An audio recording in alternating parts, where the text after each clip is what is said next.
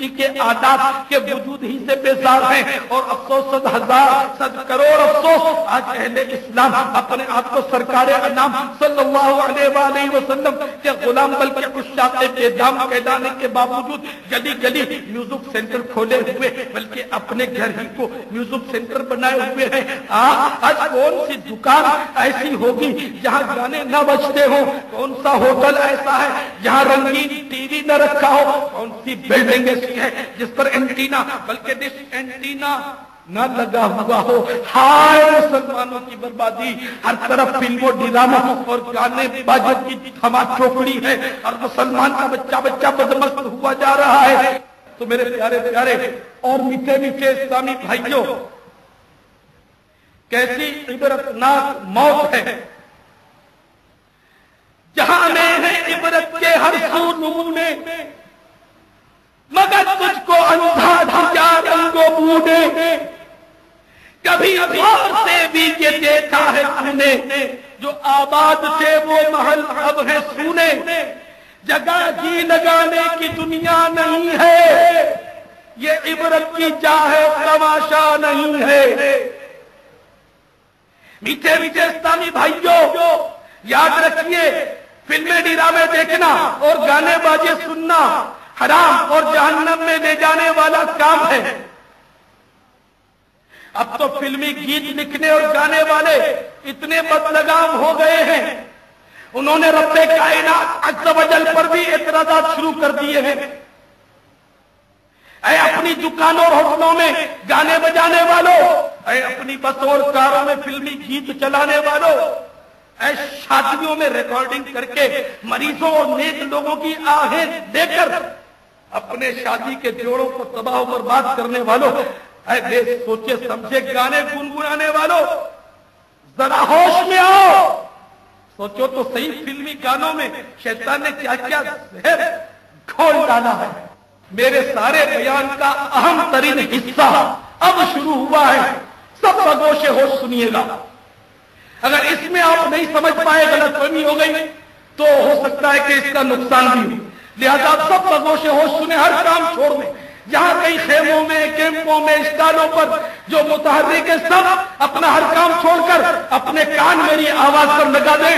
یہ آپ کا اپنی ذات پر نہیں، مجھ گناہگار پر احسان ہوگا کہ میں بہت نازک ٹاپک اب چھیڑ رہا ہوں اور آپ کے ایمان کو بچانے کی صحیح کر رہا ہوں۔ اللہ تعالیٰ آپ سب کا ایمان محفوظ فرمائے اور آپ سب کے صدقے میں مجھ پاپیوں بدکار کا ایمان بھی سلامت رکھے کہ میرا دل گھبراتا ہے، زبان حیا سے لڑکھڑاتی ہے۔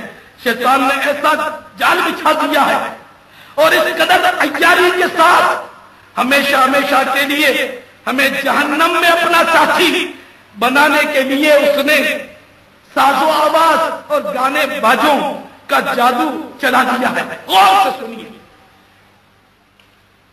کہ آج کل گانوں میں بولے جانے والے کئی اشعار کفریہ ہوتے، نہ جانے کتنوں کا روزانہ ایمان برباد ہوتا ہوگا۔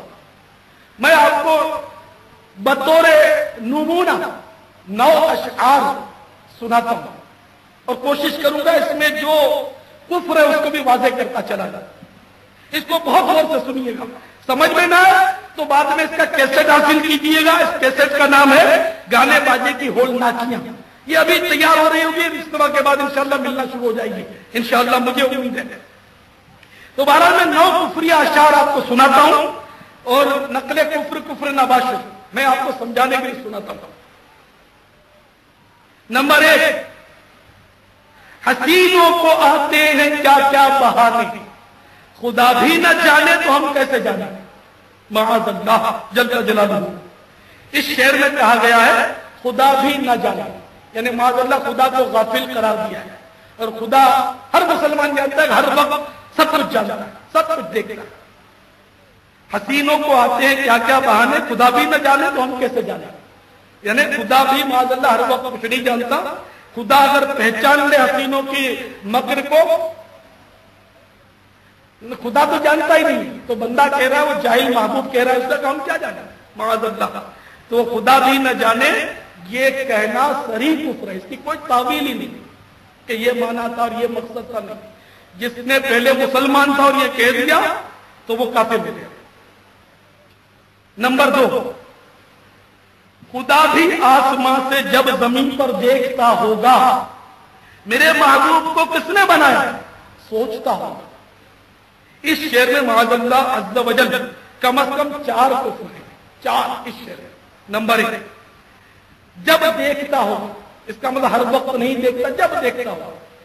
اور ہمارا ایمان ہے مسلمانوں کا، اللہ تعالیٰ ہر وقت دیکھتا ہے، اور یہ جاہل گانے والا لکھتا ہے کہ جب دیکھتا ہوگا، تو یہ کفر ہے۔ نمبر 2 کفر، اس بے حیا کے محبوب کو اللہ عز و جل نے نہیں بنایا، کیونکہ اس میں تو اس نے کہا نا کہ میرے محبوب کو کس نے بنایا، تو اس نے گویا نہیں بنایا، اللہ نے، اور سب کو اللہ نے پیدا کیا، یہ ہر مسلمان جانتا ہے، تو یہ 2 کفر ہوا۔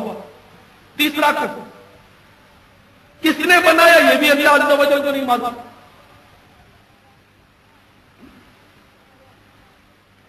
کہ میرے محبوب کو کس نے بنایا سوچتا ہوگا، اس کو معلوم ہی نہیں کہ کس نے بنایا، تو 3 کفر۔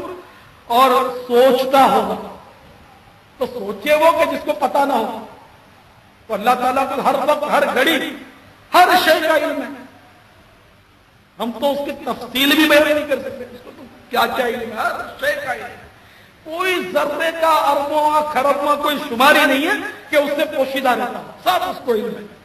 تو یہ جاہل لکھتا اور کہتا ہے سوچتا ہوگا، معاذ اللہ۔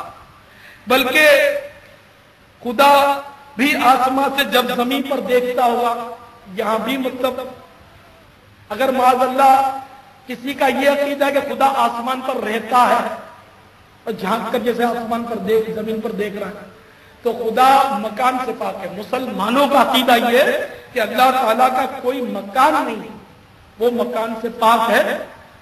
تو اگر اس میں مکان بھی اگر مانا ہے گانے والے نے، تو اس طرح 5 کفر ہو گئے اس شعر میں۔ نمبر 3، رب نے مجھ پر ستم کیا ہے، شعر نمبر 3، معاذ اللہ، رب نے مجھ پر ستم کیا ہے، سارے جہاں کا غم مجھے دے دیا ہے۔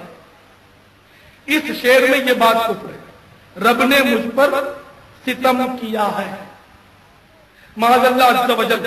گانے والا اللہ عز و جل کو ظالم ٹھہرا رہا ہے، اور اللہ تعالیٰ کو ظالم کہنا صریح کفر۔ اور یہ جب فوتگی ہو جاتی ہے میت، تو اس پر عورتیں بعض اوقات بولتی ہیں معاذ اللہ کہ یا اللہ تو نے یہ کیا ظلم کر دیا، کیا میرا بیٹا ہی رہ گیا تھا جس کو مارنا تھا؟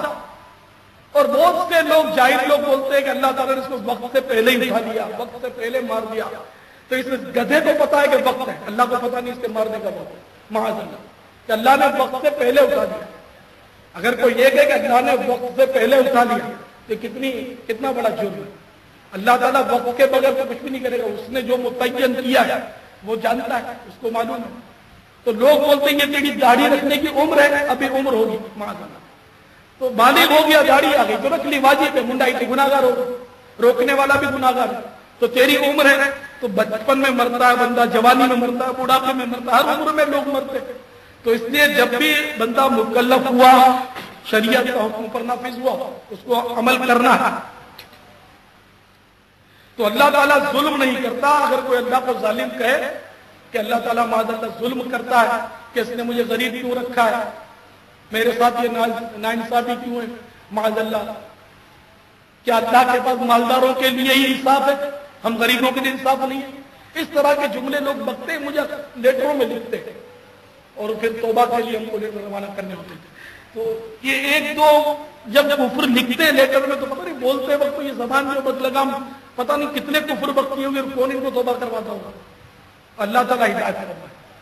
دعوت اسلامی کا مدنی ماحول اپنا لے اور بندہ دعوت اسلامی کے مدنی قافلوں میں پیدل پر سفر کرتا چلا جائے، تو انشاءاللہ مدنی ذہن بن جائے، اور کفر و اسلام کا فرق جو ہے وہ حقیقی معنوں میں سمجھ آ جائے انشاءاللہ۔ خالی دور دور رہ کر مطلب ذہن بننا بہت اس دور میں بہت مشکل ہو گیا کہ ہر طرف مطلب مسلمان کہلانے والے اسلام کے زرین اصولوں کو پامال کرتے ہوئے نظر آ رہے ہیں۔ نمبر 4، پھولوں کا چہرہ تیرا کلیوں سی مسکان ہے، روپ تیرا دیکھ کر قدرت بھی حیران ہے، معاذ اللہ۔ اس شعر میں